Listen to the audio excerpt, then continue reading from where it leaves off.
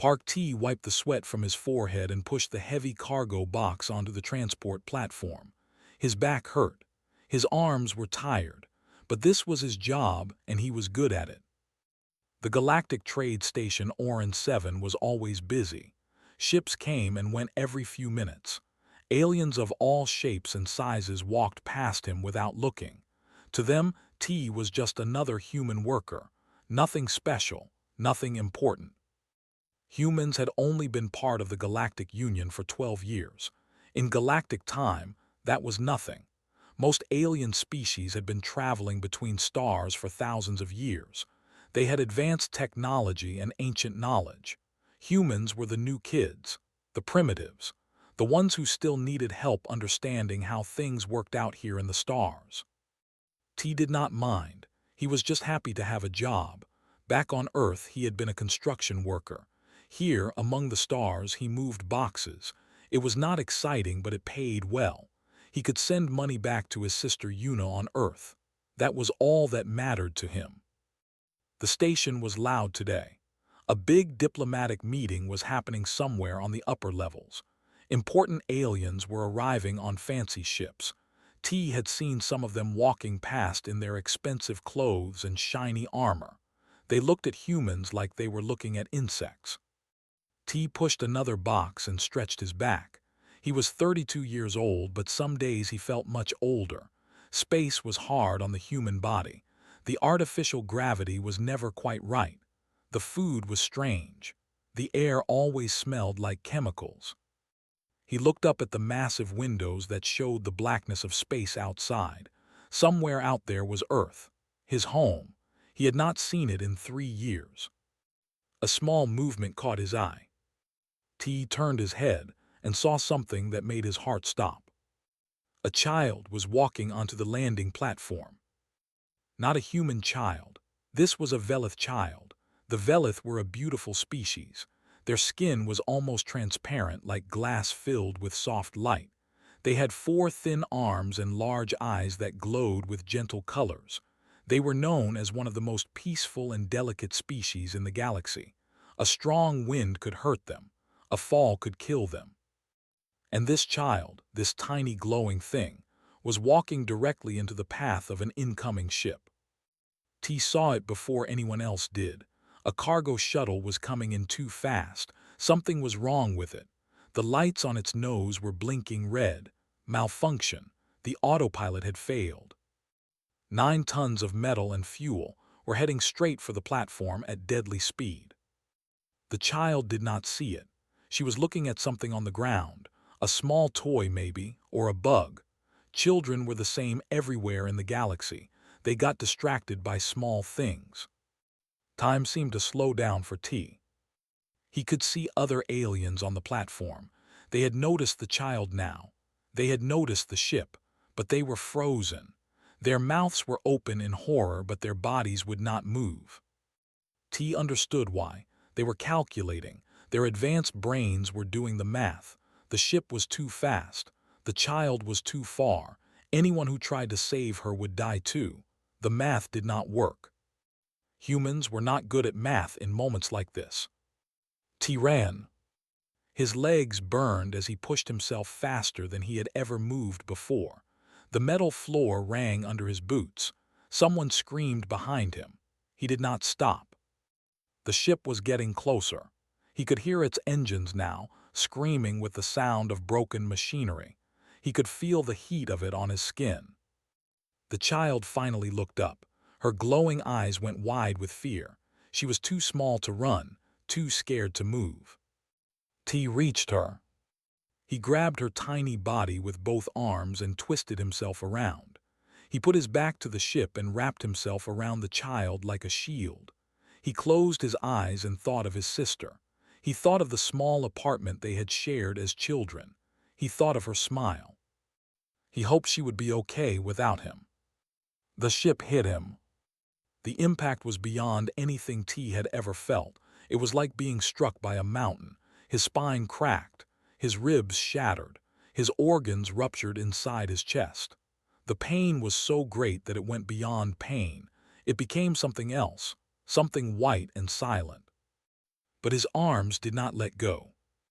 He flew through the air, still holding the child. They hit the ground and rolled. Metal screamed around them. Fire exploded somewhere nearby. Alarms started to wail across the entire station. T lay on the cold metal floor. He could not feel his legs. He could not feel much of anything. But he could feel small arms wrapped around his neck. He could hear a tiny voice crying. The child was alive. He opened his eyes one last time. The Velith girl was looking at him. Her glowing eyes were full of tears that sparkled like diamonds. She was saying something, but he could not hear it. His ears were not working anymore. Around them, aliens were running toward them. He could see their mouths moving. Their faces were full of shock, full of disbelief. T tried to smile, but he was not sure if his face was working. The child was safe. That was all that mattered. The darkness came for him slowly. It was not scary. It was almost peaceful, like falling asleep after a very long day. The last thing he saw was the child's glowing eyes. They were beautiful, like stars made small. Then everything went black. On the platform, chaos erupted. Aliens surrounded the broken human and the crying child. Medical teams rushed forward with equipment designed for 100 different species. A Krell warrior, tall and covered in living metal armor, pushed through the crowd. She looked down at the human's shattered body. Her face showed nothing, but her eyes were wide. She had seen warriors die in battle.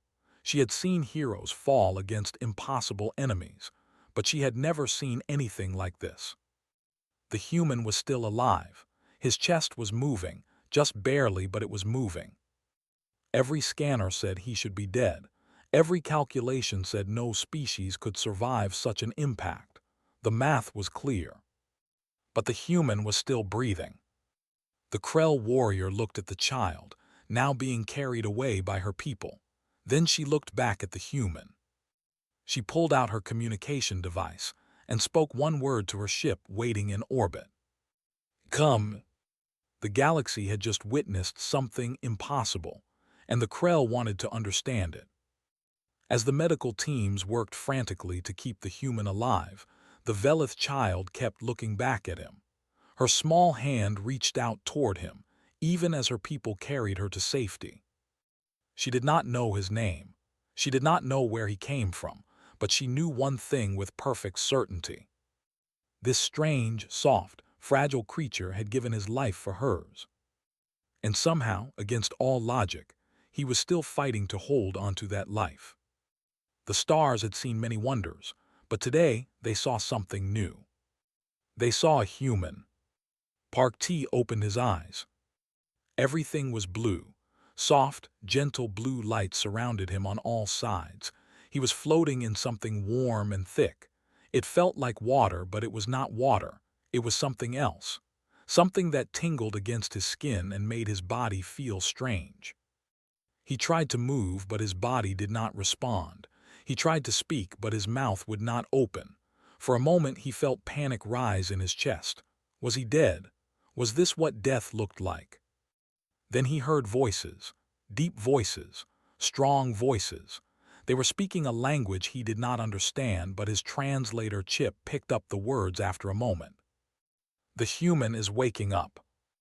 Impossible, the damage was too great. Look at the readings, his body is repairing itself. T blinked slowly. The blue light began to fade. He realized he was inside some kind of tube filled with thick gel. Medical equipment surrounded him, blinking with lights and making soft sounds. He was alive. The gel began to drain away. Slowly, T felt his body lowering until his feet touched the bottom of the tube. The glass in front of him slid open with a soft hiss. Cold air hit his skin. He gasped and stumbled forward. Strong hands caught him before he could fall.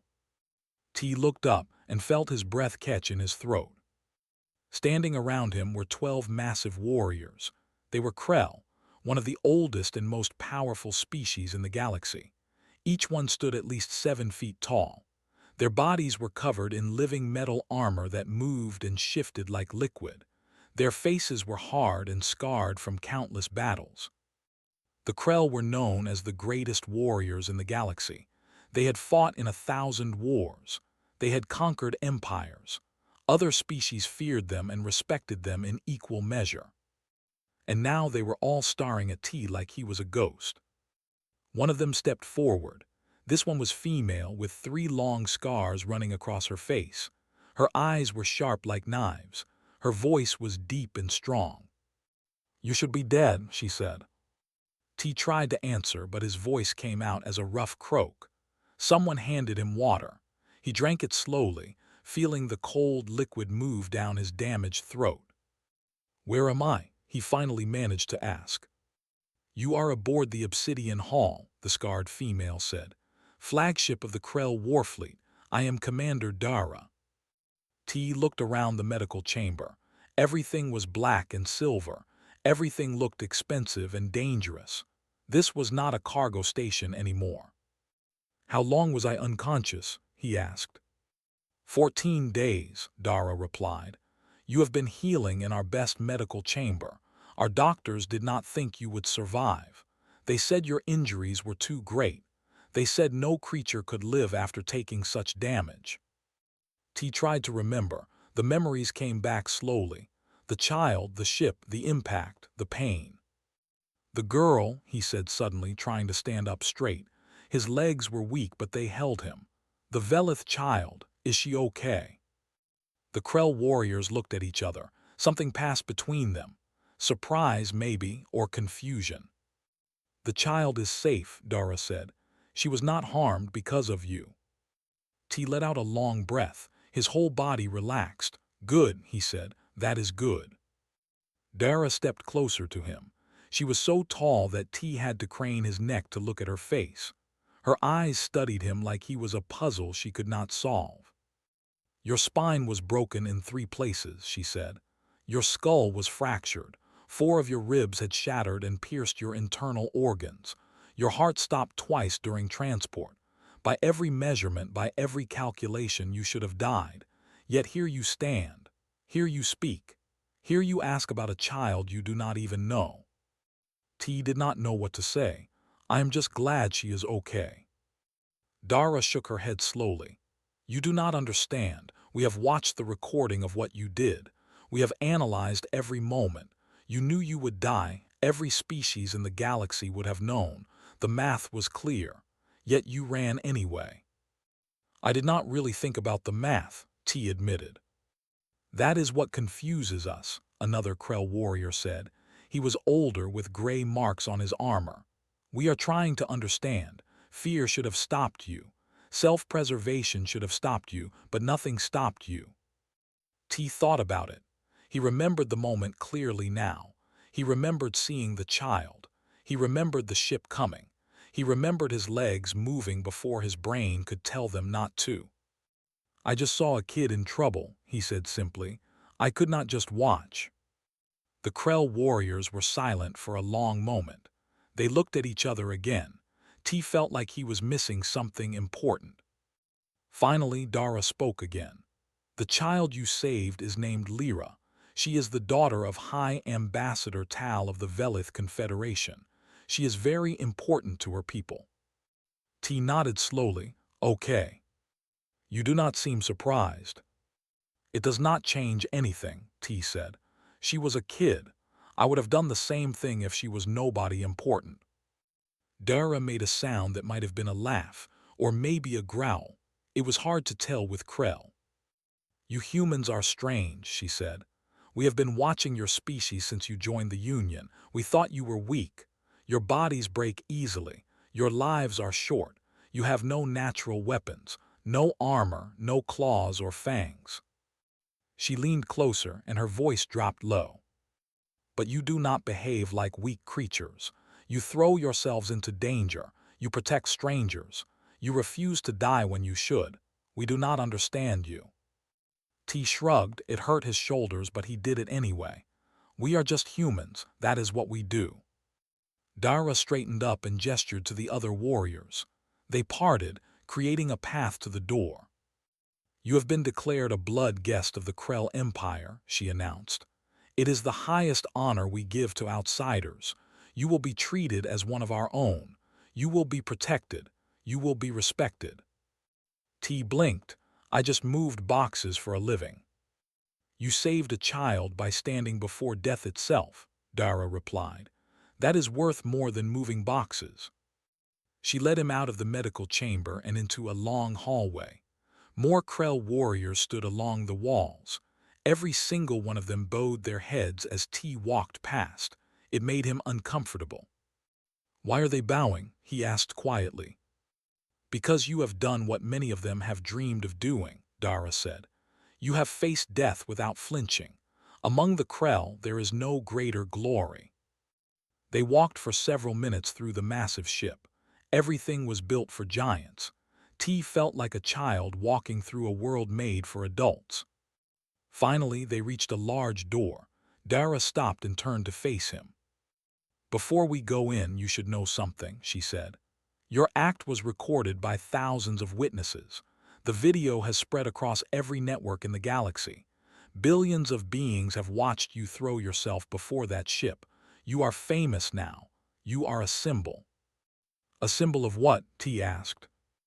Dara studied him for a long moment. Then slowly she lowered herself to one knee. Her armor clinked against the metal floor. The other warriors around them gasped. No Krell warrior had knelt before an outsider in 400 years. "A symbol of something we have forgotten," Dara said, looking up at him. "You are either blessed by the old gods, or you are something the galaxy has not seen before. Either way, you have our respect." She stood back up and opened the door.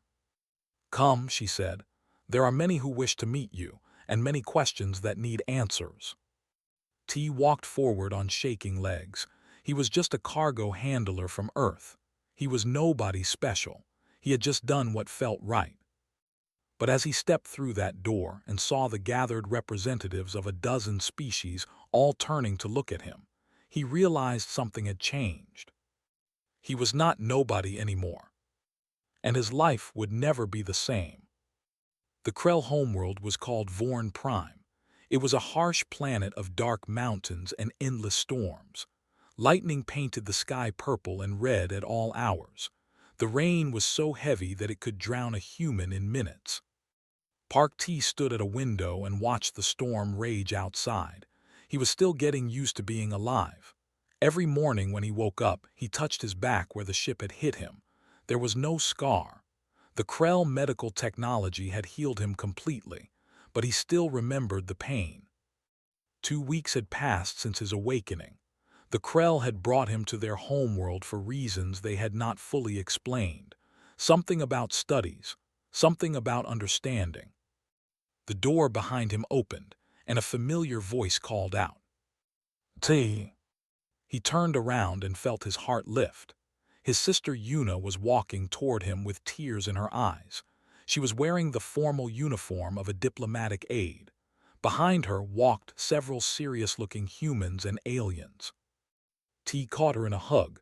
She was crying and laughing at the same time. "You stupid, stupid man," she said into his shoulder. "I saw the video. I thought you were dead. Everyone on Earth thought you were dead." "I thought I was dead too," T admitted. Yuna pulled back and hit his chest with her small fist. "Do not ever do that again." "I cannot promise that." She hit him again, but there was no real anger in it. She was just happy to see him alive.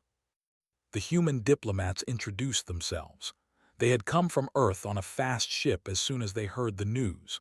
Humans across the galaxy were talking about what T had done. He was being called a hero. Some people were even calling him a symbol of humanity. T did not feel like a symbol.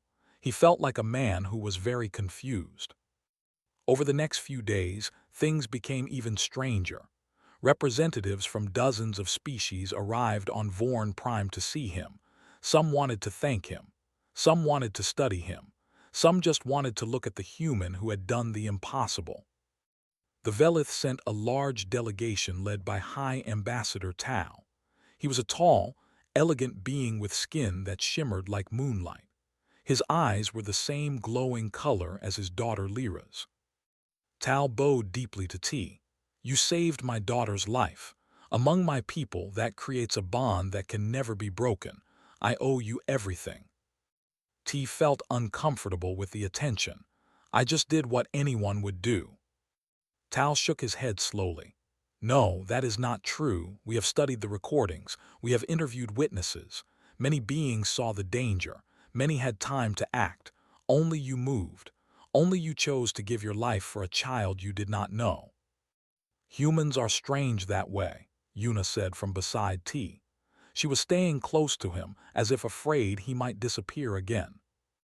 Tal looked at her with interest. Yes, we are beginning to understand that. The Krell wanted to study T's body. Not in a harmful way, they assured him. They just wanted to understand how he had survived. Their scientists worked with human doctors to run tests and analyze his biology. The results shocked everyone. Old Master Gon, the Krell's greatest scientist, presented the findings to the War Council. T was invited to attend. So was Yuna, Ambassador Tal, and Commander Dara. Gon was an ancient Krell with gray skin and tired eyes, but his voice was strong as he spoke. We have made a mistake, he began. For 12 years we have looked at humans and seen a weak species. Your bodies break easily. Your lives are short. You have no natural defenses. We assumed you had survived on your planet through luck or accident. He paused and looked directly at T. We were wrong. Gon activated a holographic display that showed images of Earth. Mountains and oceans and forests filled the air. Human homeworld has a name among older species, Gon continued. We call it a death world. The gravity is heavy. The weather is extreme. Predators live in every environment. Diseases mutate constantly. Your planet has been trying to kill your species every single day for millions of years. The aliens in the room shifted uncomfortably. Even the Krell warriors looked disturbed. You did not survive through luck, Gon said. You survived because you became impossible to kill. Your bodies heal from wounds that would permanently destroy other species. You can function without sleep for days. Your bones become stronger after they break. Your muscles grow when they are damaged. He brought up new images showing human biology in detail. And then there is adrenaline, a chemical your bodies produce in moments of danger. It increases your strength. It dulls your pain. It makes you faster and stronger than you should be. We thought this chemical was a myth, a story, but it is real, and it explains much. Gon turned off the display and faced the council. Humans feel fear, he said, but they act anyway. They know they will die, but they run toward danger instead of away from it. This is not madness. This is survival. This is what millions of years on a death world has created. The room was silent for a long moment. Commander Dara spoke first. So the human is not special. Any human could have done what he did. Gon looked at T. That is what makes it special. Among other species, only the greatest warriors could do what this man did. Among humans, any of them could. They all carry this potential. They all have this madness of the brave. T felt strange hearing himself discussed like this. He looked at Yuna. She was smiling a little, as if she had always known these things. After the meeting, Ambassador Tal approached T privately. I have a proposal, Tal said. The Velith wish to form an alliance with humanity, a military alliance, the first of its kind. T blinked. I am not a diplomat, I moved boxes. You are a symbol now, Tal replied. Symbols matter. The alliance would be stronger if you were part of it. I want you to become Lyra's guardian, a protector assigned specifically to her. It would cement the bond between our peoples. T did not know what to say. This was too big for him, too important. Think about it, Tal said. But before you decide, there is someone who wishes to see you. He stepped aside, and a small figure walked forward. Lyra. She looked different now, healthier, happier. Her glowing eyes were bright with joy as she looked up at T. Hello, she said in careful human language. She had been practicing. T knelt down so he was at her height. "Hello, Lyra, how are you feeling?" "Good." She reached out and touched his hand. Her fingers were cool and smooth. "You saved me." "I am glad you are okay." "Will you stay with us?" she asked. "Father says you might. I hope you do. You are nice." T looked at this small, fragile child with her glowing eyes and hopeful face. He thought about his sister. He thought about Earth. He thought about the simple life he had left behind. Then he thought about the way Lyra had looked at him when he was dying, the trust in her eyes, the way she had held on to him even as his body broke around her. "Yes," he said, "I will stay." Lyra's face lit up brighter than any star. She threw her arms around his neck and hugged him tightly. T hugged her back. He was just a cargo handler from Earth. He was not special. He was not important. But maybe, just maybe, he could become something more. The galaxy was watching, and it was about to see what humans were really made of. 6 months had passed since Park T became Lyra's guardian. He had learned many things in those months. He had learned how to fight from the Krell warriors. He had learned diplomacy from Ambassador Tao. He had learned patience from spending every day with a curious, energetic child who asked 1,000 questions. His sister Yuna had stayed with him. She refused to go back to Earth without him, so she had taken a position as his personal advisor. She was smarter than him in most things, and she never let him forget it. Life was strange, but it was good. Then the shadows came. It started with small things, a message that arrived with no sender, a ship seen watching them from a distance, guards who disappeared without explanation. T noticed these things because he had learned to notice them. The Krell had taught him to always watch, always listen, always be ready. Commander Dara came to him one night with worry in her eyes. That alone was frightening. Krell warriors did not show worry easily. "There is a group called the Syndicate of Hollow Stars," she told him. "They are a coalition of species who have controlled much of the galaxy's power for centuries. They do not like change. They do not like new powers rising. And they do not like humans," T guessed. "They do not like you specifically," Dara replied. "You have become a symbol.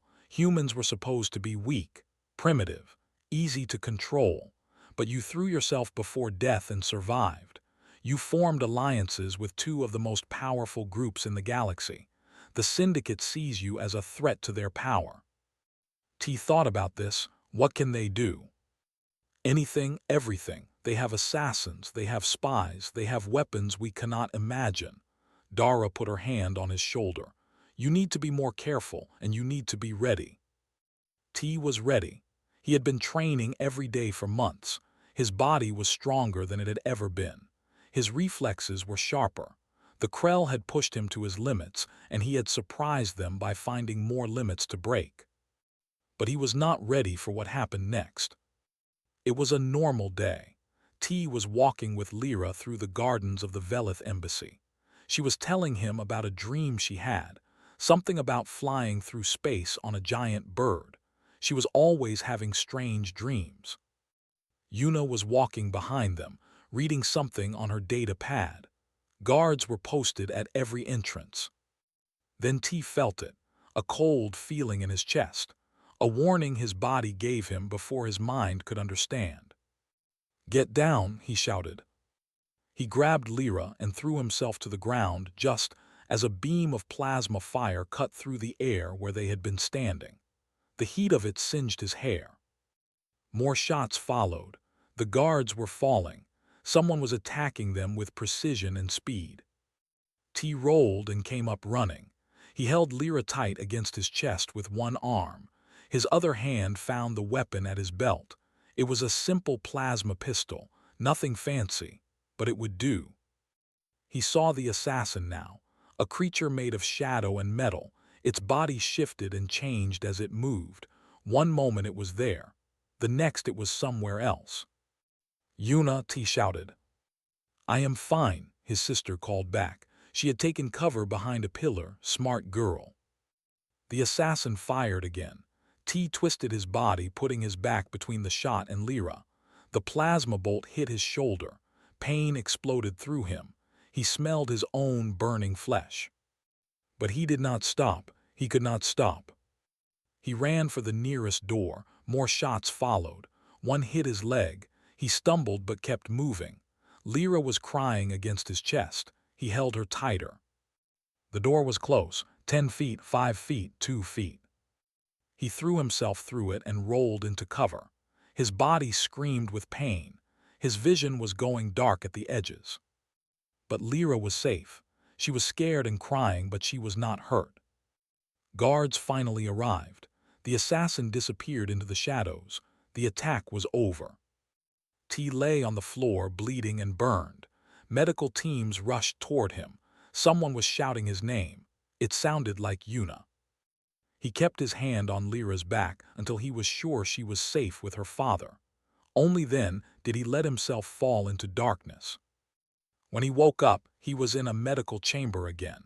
His wounds had been healed, but the phantom pain remained. He could still feel where the plasma had burned him. Commander Dara was waiting beside his bed. "You took a shot that was meant for the child," she said. "Again." "I told you," T replied, his voice rough. "That is what humans do." Dara was quiet for a moment. Then she asked something T did not expect. "You do not fear death. Why?" T thought about it. He thought about the first time he had jumped in front of the ship. He thought about today, when he had put his body between Lyra and plasma fire without even thinking. "I fear death," he said finally. "Every human does. We just decide that some things matter more." Dara stared at him for a long time. Then she stood up and spoke in a formal voice. "Fear the death, choose the act." "What is that?" T asked. "A new phrase. Among my people it will become a saying. They will attribute it to humans." She almost smiled. "You are changing us, Park T. You are changing how we think about courage." After T recovered, things moved quickly. The attack had proven that the Syndicate was willing to act directly. They were not just watching anymore. They were fighting. Ambassador Tao called a meeting. Krell warriors, Velith diplomats, and human representatives gathered together. "The Syndicate will come again," Tao said. "Not just for T, for all of us. They see our alliance as a threat. They will try to destroy it before it can grow." "Then we should strike first," Dara suggested. "Take the war to them." "We are not ready," a human diplomat argued. "Earth has no military presence in this sector. We are vulnerable." The discussion went back and forth for hours. T listened but did not speak. He was not a soldier or a diplomat. He was just a man who had been in the wrong place at the right time. But as he listened, he began to understand something. The Syndicate was coming whether they were ready or not. Waiting would only give the enemy more time to prepare. Finally, T spoke. "They are coming for us eventually," he said. "All of us. Humans, Krell, Velith, they see us as a threat. We can wait to be prey, or we can show them what prey from Earth actually looks like." The room went silent. Ambassador Tao looked at him with those glowing eyes. "What are you suggesting?" "I am suggesting we stop hiding. We stop waiting. We let them know that if they want to fight humans, they will get more than they bargained for." Dara made that sound again, the one that might have been a laugh. "I like this human." T stood up, ignoring the pain that still echoed in his body. "Send a message to Earth," he said. "Tell them what is coming, and tell them to send anyone willing to stand." He looked around at the gathered aliens and humans. "The Syndicate thinks we are weak. Let us show them how wrong they are." The message was sent that night. Across the galaxy, humans heard the call, and one by one they began to answer. War was coming. And for the first time in galactic history, humanity was ready to fight as one. 1 year after the assassination attempt, the Syndicate finally made their move. They chose their target carefully. Galactic Trade Station Orin 7, the same station where Park T had first thrown himself before a ship to save a child. the same station where the legend of the deathless human had begun. The Syndicate wanted to destroy the symbol. They wanted to prove that humans were nothing special, that the story of Park T was just luck and nothing more. They brought a fleet of 200 warships. They brought soldiers from a dozen species. They brought their greatest champion, a massive creature bred specifically for war. They brought enough firepower to reduce the station to dust. But they made one mistake. They thought humans would run. When the Syndicate fleet appeared at the edge of the system, they expected panic. They expected evacuations. They expected fear. Instead, they found a wall of ships waiting for them. Krell warships with their dark armor and living weapons.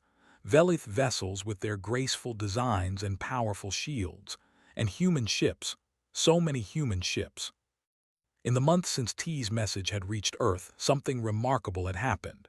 Humans had answered the call. Not soldiers, not warriors, just people.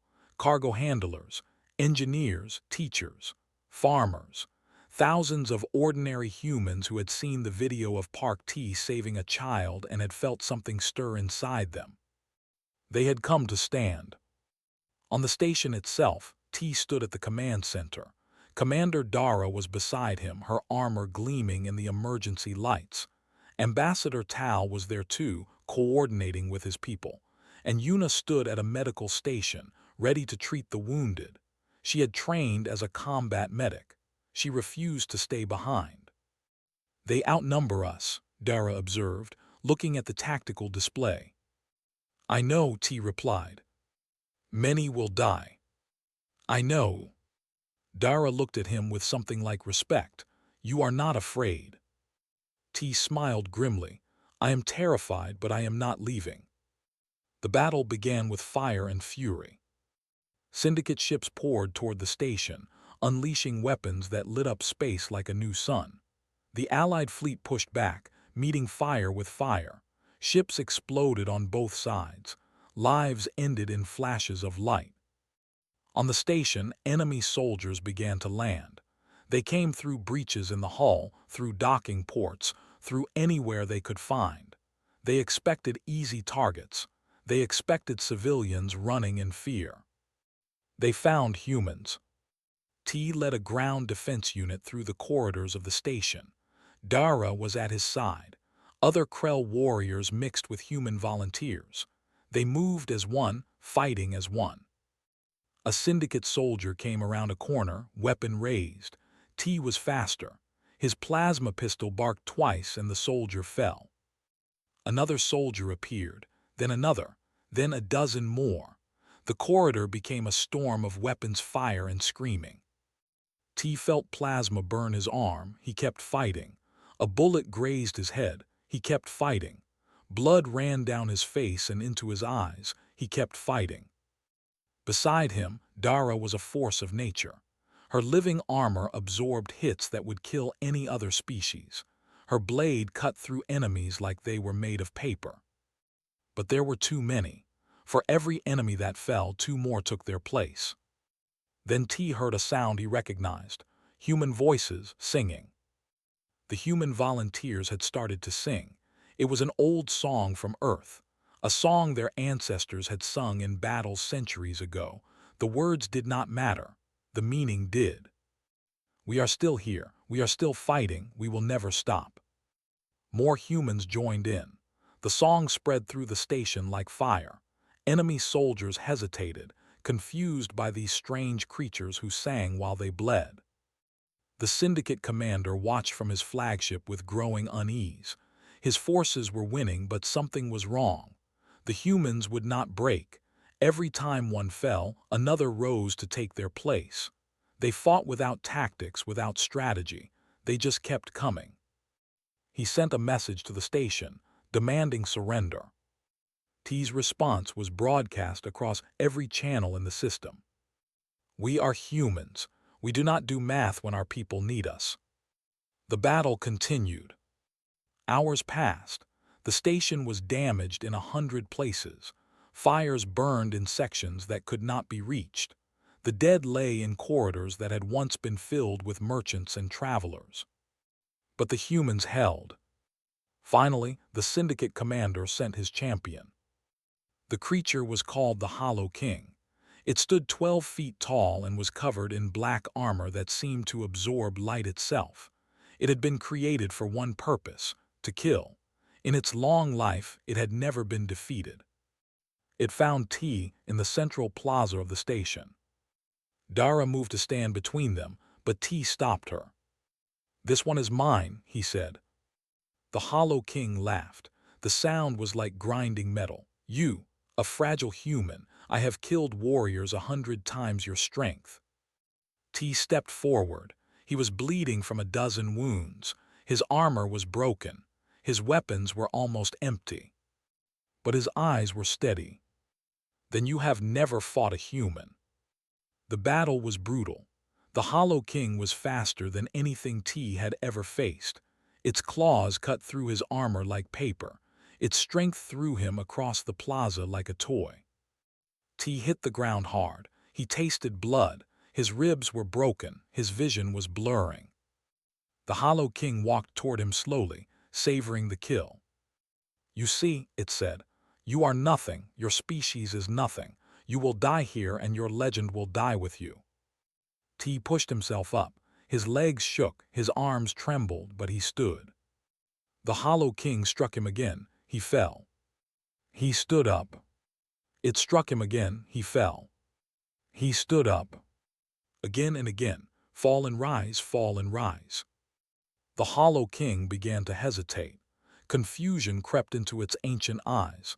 This was not how prey behaved. This was not how anything behaved. "Why will you not stay down?" it demanded. T spat blood and smiled. "Because I am human, and humans get back up." He lunged forward. The Hollow King swung to kill him, but T was not aiming for victory. He was aiming to create an opening. And Dara took it. Her blade pierced the Hollow King's armor from behind, finding the gap that T's relentless attacks had exposed. The creature screamed, a sound of shock and disbelief. It fell.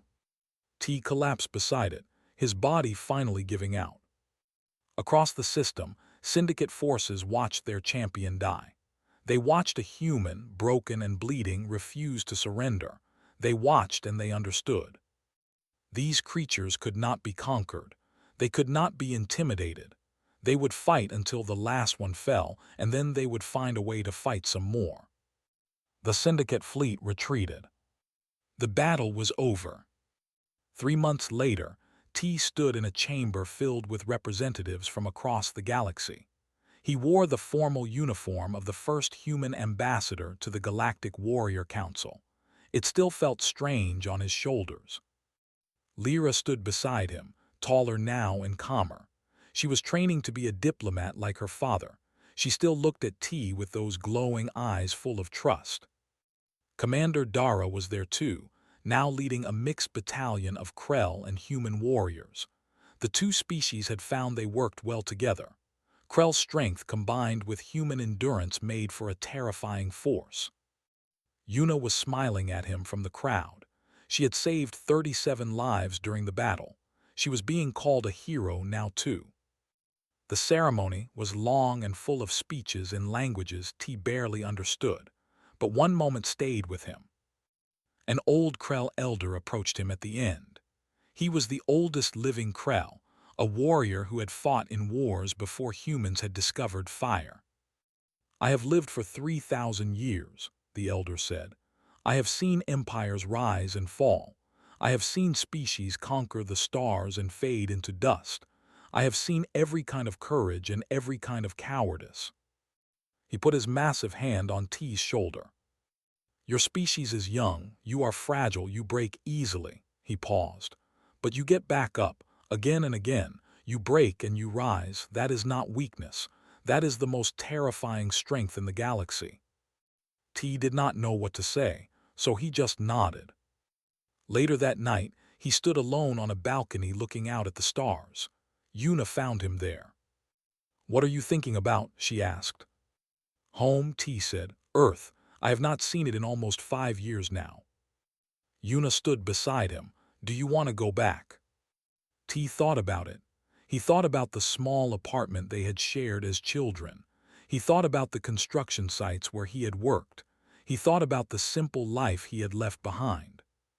Then he thought about Lyra's smile, about Dara's respect, about the humans who had come to stand beside him when the galaxy needed them. "No," he said finally, "I think I am where I need to be." Yuna smiled. "Good, because I am not going anywhere either." They stood together in silence, watching the stars. Across the galaxy, a new phrase had entered common use. When species spoke of courage beyond reason, sacrifice beyond calculation, stubbornness beyond sanity, they said, "That is so human." And on 100 worlds, in 1,000 languages, the story was told. The story of a cargo handler who threw himself before death to save a child. The story of a species that refused to stay down. The story of humanity. T smiled at the stars. "We are just getting started."